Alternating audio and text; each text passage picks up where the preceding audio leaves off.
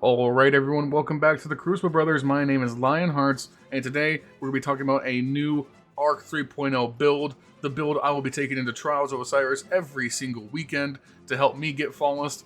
It helped me get flawless so far this weekend on Javelin 4. So we're going to talk about that, talk a little bit about Trials as a whole, kind of the current state of the meta, how things went on my journey to go solo flawless for the first time, and a little bit of this and a little bit of that, maybe some etc.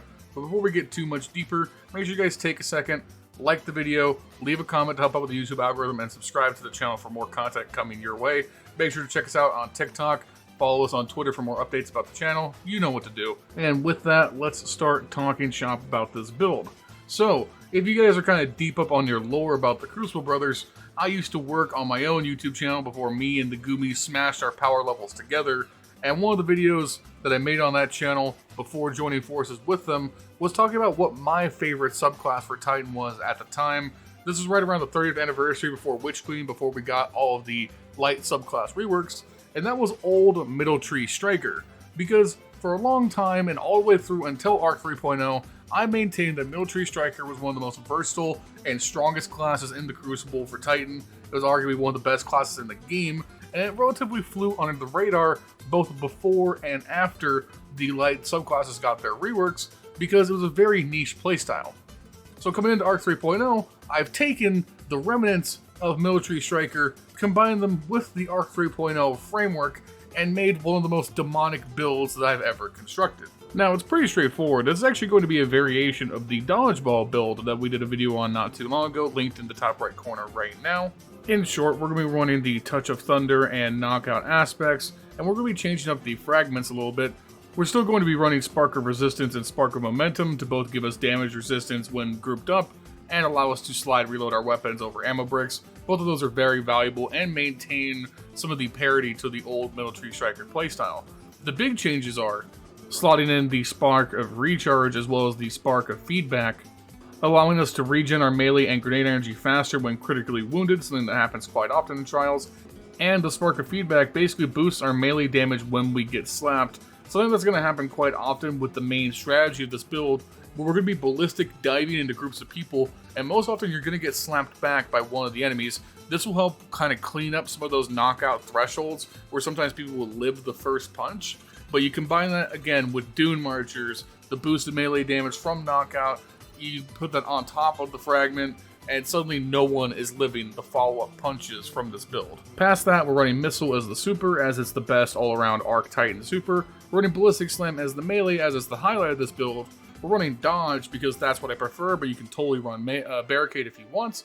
And then, of course, because they're absolutely broken right now, we're running Storm Grenades. Storm Grenades with Touch of Thunder are one of the most annoying things in the current Trials meta. They will chase people for miles, they will get you a lot of kills.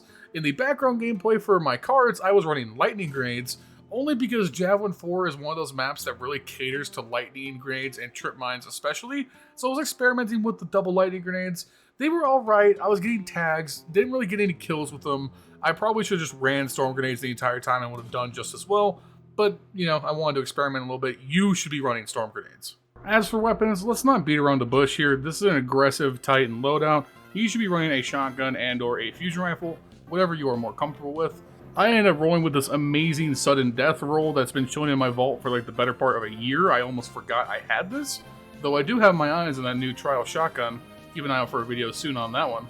And for primaries, run whatever the hell you want. My two go-to primaries in Trials, if you put a gun to my head and told me to play my hardest, my best, my most efficient playstyle, I'm taking Bad Juju and I'm taking Crimson. Those are my two most comfortable primaries in the game. They're my two most favorite primaries in the game, and they both match the time to kill of 140 hand cannons with their own unique sets of advantages. They are my most comfortable weapons, and that's why I bring them. You should bring whatever you want. Yes, you should follow meta trends, but ultimately, if you have something that's niche that you're comfortable with, I'm not opposed to that. You should be running weapons that you're comfortable using first, over forcing a meta loadout that you may not be as familiar with. And now we've got the pomp and circumstance out of the way. What is the playstyle that we're going for here? Well, Trials is a chaotic environment first. We have to understand that. And one of the most important parts about Trials is either initiating contact and getting the first pick, or capitalizing off of the first pick that your teammates may get by diving to hold that res.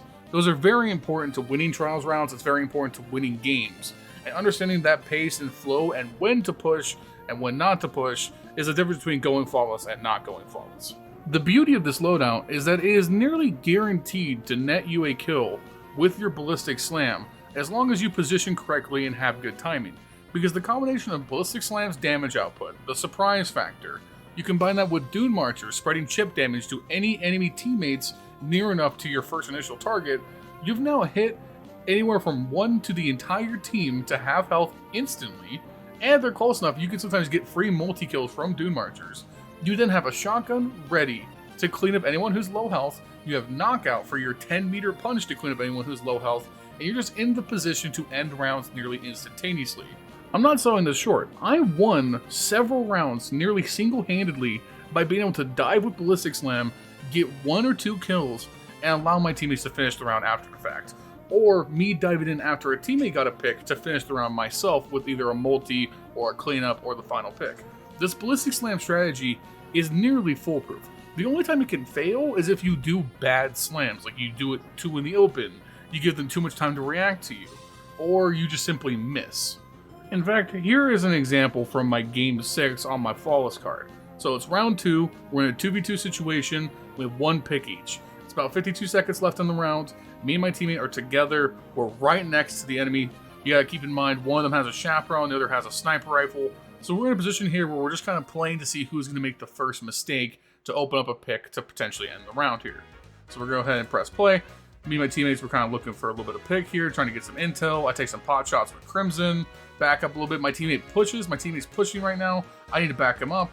I go in, dive with the Ballistic Slam, miss, but no big deal. I go for the shotgun shot. That procs a knockout. That allows me to get the super lunge into the knockout kill. The knockout punch Dune Marchers the remaining enemy down to critical, and then it's an easy cleanup with Crimson for a round win. And that's the type of double kills you could get regularly with this loadout. And I even messed up there. I missed my Ballistic Slam. My timing was a little bit off. I nearly left my teammate out to dry, but I was still able to pick up and win the round. But there's not much more to it than that. This is a loadout that I've been playing some variation of for maybe 2 years now as a Titan main, and it just works, man. It's perfect. It's really good. It's aggressive. It allows me to play the playstyle that I want to play, and I don't really feel like I'm missing out. I am able to counter other supers. Missile was one of the most relevant trial supers because it's in that tier of super recharge where you can actually get it in a match, unlike some others, and it counters some of the more annoying stuff like Bubble perfectly. And, it all came together to help me get my first ever solo flawless. Typically, when I play trials, I run with the boys. I usually run stacked. I run with friends that I feel comfortable playing with, because that's like the easiest environment for me to get in, get my flawless, and get out. I'm very much just like an above average trials player. I'm not someone who can go flawless as many times in a weekend as I want. I usually have to try to get my flawlesses, and for the most part, I can go flawless on any given weekend, one time. I'm very confident in that, but I never was really confident in my ability to play solo because I'm not a carry player. That's just not really in my playstyle, especially in a competitive environment.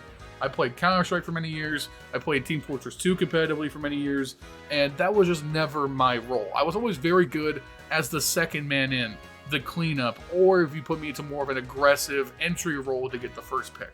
I was never going to be like a hyper carry. And for the most part in Destiny, when you're playing freelance trials, you do need to be able to carry to some extent because you can't rely on the quality of your blueberries. So in some respect, I got lucky. For the most part, I had good teammates, but I also played well. I played around my teammates well enough, and I was not a drag on our ability to win the game. I was helping out when I needed to. And all that culminated, and I was able to get a solo flawless card done. So with the last minute or so of this video, let's talk a little bit about Trials meta this season, as I'm sure this is kind of going to be a hot topic going forward.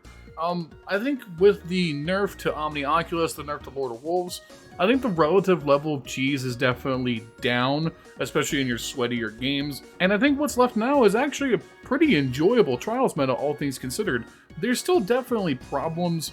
I think there's going to be a lot of questions about the relative strength of pulse rifles going forward. No Time to Explain still remains arguably the best weapon in the game, and it got even better this season because Warlock and Arc 3.0 means Arc Souls are better than ever, and Arc Souls with the gun buddy from No Time to Explain, might be one of the easiest loadouts to ever exist.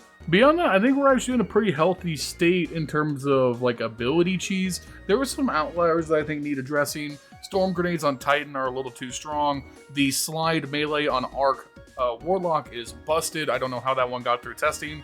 But other than that, man, I think we're doing pretty good. There's always going to be some level of cheese, and I think we need to learn to accept that. When you're in a competitive environment where the only goal is to win, people are going to do the scummiest thing possible to get the easiest win. And it's just about how bad is that relative level of scum. And this may be a hot take, I think this is the lowest relative level of scumbaggery we have seen in the Trials meta in quite a bit. Leave it in the comments down below. Maybe I'm just misreading that. That's how I personally feel. I had a great time playing Trials. I'm glad to get my Flawless out of the way. Make sure you guys try this loadout if you're a Titan main. This will help you go Flawless. I firmly believe that. Make sure you leave a like, leave a comment, subscribe to the channel for more, and we will see you soon. We have more videos coming down the pipe ASAP. Make sure you guys check us out on TikTok as well. You guys have a wonderful day. We'll see you in the next video. Peace.